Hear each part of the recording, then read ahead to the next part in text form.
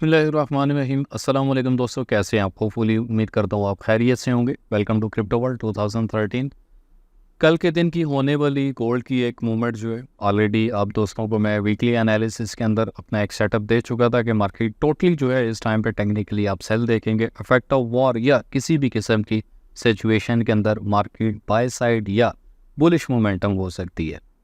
Crash के पीछे जो एक सबसे बड़ा एक रीज़न था, और थोड़ा सा मैं डिटेल के साथ आपको बताने की कोशिश करूंगा आज के इस डेली के फॉरकास्ट के अंदर।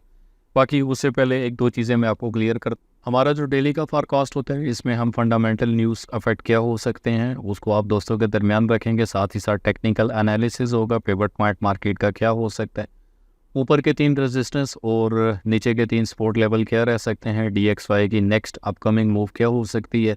आप दोस्तों का टाइम बचाने के लिए और अपना टाइम भी बचाने के लिए, क्योंकि आपका टाइम भी कीमती है, तो उसके लिए एक टेलीग्राम चैनल ऑलरेडी बना हुआ था पहले से। तो मज़ीद अब जितना भी एक फोकस रहेगा टेलीग्राम चैनल के ऊपर होगा। तो बाय चांस आप कह सकते हैं कि हमारा जितना भी एक टाइम था जो आप दोस्तों को प्रीवियस रिजल्ट बताते हुए एक वेस्ट ऑफ टाइम कह लें, या आप दोस्तों की मोटिवेशन के लिए, या आप दोस्तों से एक फीडबैक लेने के लिए जो 1 मिनट 2 मिनट या 3 मिनट का होता था, तो वो ख़त्म हो चुका है। अब आपको टेलीग्राम चैनल पर चले जाएं, लिंक आपको डिस्क्रिप्शन में मिल जाएगा। वहाँ पे आप देख सकते हैं कि लास्ट डे हमारी जो एक मूवमेंट थी VIP कम्युनिटी के अंदर वो क्या रही। सिंपली VIP कम्युनिटी को ज्वाइन करने के लिए जैसे ही आप हमारा टेलीग्राम का लिंक ज्वाइन करेंगे, पिन मैसेज के ऊपर जाएं, वहाँ पे हेल्थ सपोर्ट का नंबर अवेलेबल है। Directly feel free on WhatsApp या टेलीग्राम आप उनसे कॉन्टैक्ट करते हुए, मोस्टली व्हाट्सएप पे कॉन्टैक्ट करते हुए 30 सेकंड का क्राइटेरिया मुकम्मल करेंगे, आप इजीली हमारी VIP कम्युनिटी में आ। सीधा आते हैं जी मुद्दे के ऊपर। तो कल के दिन वॉरेन बफेट की अगर बात करें, लैरी विलियम की बात करें, जितने भी बिग शॉक या बिग इन्वेस्टर थे एक स्टॉक मार्केट के अंदर, तो तमाम ने अपना एक बड़ा फंड जो है बिलियंस ऑफ डॉलर का जो फंड है उसको इस मार्केट के अंदर से स्वीप किया, आउट किया। आउट करने के पीछे मेन जो एक मेजर रीज़न है जो अभी तक मोस्टली बहुत सारे लोग उन तक वो रीज़न नहीं पहुंच पाए, कि US के अंदर US इकोनॉमिकली या पॉलिटिकली कंडीशन भी अगर देखते हैं और वहाँ की जो एक इकॉनमी है, इकॉनमी की सिचुएशन भी देखते हैं, तो मोस्टली बहुत सारे जो बैंक हैं US के वो इस टाइम पे दिवालिया होने के करीब हैं या थे, कुछ भी बोल सकते हैं। तो वहाँ पे जितने भी बड़े इन्वेस्टर्स थे उन्होंने एक मास्टरमाइंड के तौर पे अपना जितना भी पैसा लाइक क्रिप्टो, कॉमोडिटीज, स्टॉक्स या जहाँ जहाँ पे भी इन्वेस्टेड था, तो उन्होंने अपना एक बल्क क्वांटिटी के अंदर, वो तो कहते हैं कि सारा निकाल दिया, खबरें तो यहाँ तक है। सारा जब निकला ना, तो मेरा कल वाला जुमला याद रखिएगा, जब आपने बोला था ना मार्केट 2400 तक आ गई, अब तो बहुत गिर गई है और कितना गिरेगी, तो मैंने आपको एक जुमला बताया था कि मैंने भी कहीं पे सुन रखा है, इस मार्केट के अंदर बहुत क्या होता है, market will show you, market आपको बताएगी कि बहुत कहते किससे हैं। तो अनफॉर्चुनेटली मार्केट 23-65 के आसपास आई, ऑन गोल्ड की बात कर रहा हूँ। तो US की इकोनॉमी को बचाने के लिए अब ऐसा तो हो नहीं सकता कि अगर उनकी तरफ से बैंकिंग सेक्टर को या बैंक्स को सपोर्ट किया जा रहा है तो एक अच्छी खासी परसेंटेज की बेस या बुनियाद के ऊपर उन्होंने बैंक को अपना पैसा देना, यानी USDT डायरेक्टली उनको देने के बाद जो है चीज़ों को सेटलमेंट करना। लंबी कहानी है, फिर कभी नेक्स्ट आने वाले वीकली एनालिसिस में बताऊँगा, कोशिश करूँगा कि जो डेली का फॉरकास्ट होता है उसको शॉर्ट टर्म 5 से 10 मिनट के अंदर क्लियर किया जाए, ताकि आप भी बोर ना हो, आपका भी टाइम कीमती है। चलें स्टार्ट करते हैं चार्ट। कल के दिन आपको याद होगा कि एक छोटा सा पैटर्न आपको बना के दिया था, कहीं ना कहीं M5 के ऊपर नज़र पड़ गई कि यार ये देख लें इन्वर्टेड हेड एंड शोल्डर बन रहा है, जैसे ही नेकलाइन ब्रेक करेगा अराउंड 93, 94, 95, एक रीटेस्ट जो भी रहेगा, रीटेस्ट के ऊपर एज लॉन्ग एज पॉसिबल 2400 और 2415 के आसपास आप अपनी बाय को होल्ड करके चलें। तो वीकली एनालिसिस में आप दोस्तों को एक चीज़ बताई थी कि टेक्निकली मार्केट सेल जाएगी, और एक डंडा लगा के दिया हुआ था जो कि तकरीबन 2383, 2385 के ऊपर है। मैंने आपको बोला था मार्केट इससे नीचे नहीं जाएगी। फिर एक बड़ी मार्केट की मूवमेंट और स्पाइक रहा, जिसमें मार्केट ने अपना डिप किया अराउंड अबाउट तकरीबन 2365 के आसपास, और $20 की मूव, 200 पिप की मूव रिवर्सल साइड, और एक इंतहा का एसएल हंटिंग का मामला मार्केट के अंदर हुआ कल के दिन। क्योंकि कोशिश कीजिए कि जब इस तरह की मार्केट की एक मूवमेंट होती है ना, फिर एक अच्छी और स्ट्रांग जो भी एरिया, क्योंकि हमारी तरफ से लगने वाला तो जो डंडा है ना, वहाँ से मार्केट अगर हिल जाए, नीचे गई तो फिर गारंटी नहीं है, फिर नीचे ही है। पर जहाँ पे मार्केट जाके रुक जाती है तो उस डंडे के ऊपर जाके अपना सारा आप रिकवर कर सकते हैं, अप टू $5 to $10 की मूव के ऊपर।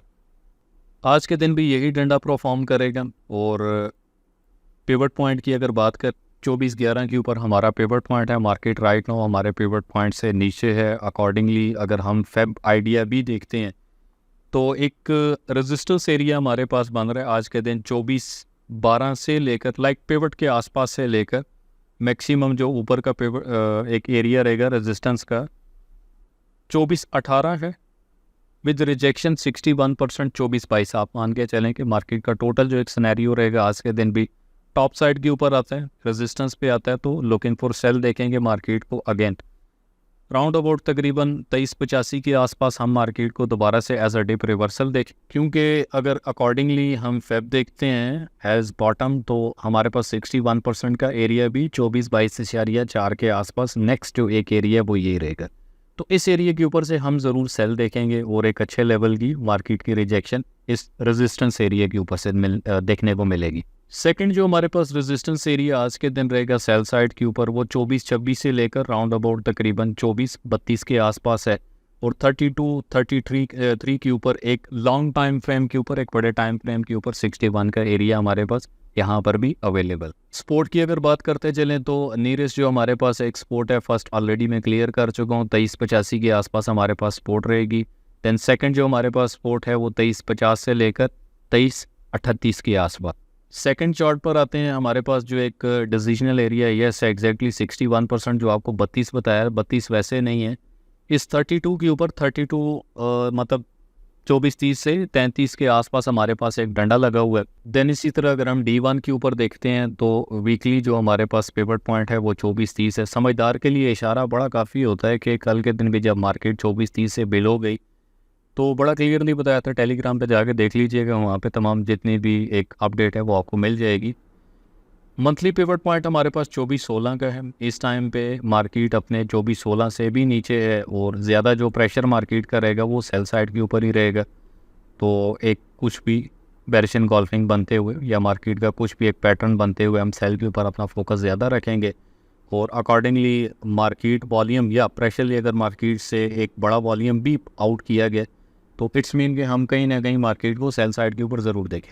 ट्रेंड शिफ्टिंग या ट्रेंड चेंजिंग की अगर बात करते हैं तो हमारे पास एक एरिया बड़ा क्लियरली है यहाँ पे जो कि 23-35 के ऊपर है। मार्केट अगर तो इस ट्रेंड लाइन से अबव क्लोजिंग कर जाती है 38-40 के आसपास करती है देन उसके बाद आप मार्केट को दोबारा अपसाइड देखेंगे और कोशिश कीजिएगा कि अगर मार्केट टेक्निकली मूवमेंट कर रही है तो टेक्निकली मूवमेंट के ऊपर just and just looking for sale.